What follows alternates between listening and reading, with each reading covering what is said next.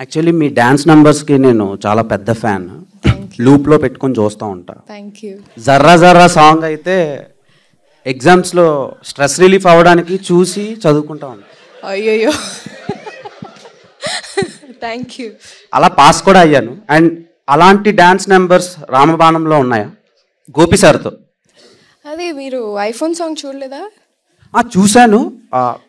అంటే మొత్తం ఉండదు కదండి, లిరికల్ సాంగ్ అంటే కొంతవరకే. మీరు మే 5th దాకా వెయిట్ చేయాలి, అంతే కదా? డింపుల్ మేడం నమస్తే మేడం. ఫస్ట్ వరుణ్ తేజ్ గారితో మీరు వర్క్ చేశారు, ఐటమ్ సాంగ్కి వర్క్ చేశారు. నెక్స్ట్ వచ్చేసి మన కిలాడిలో మొత్తం ట్రెడిషనల్గా చేశారు. మళ్ళీ ఇప్పుడు గోపిచంద్ గారితో చేస్తున్నారు. అంటే ఈ ముగ్గురులో బెస్ట్ యాక్టర్ అని మీరు ఎవరన్నారు?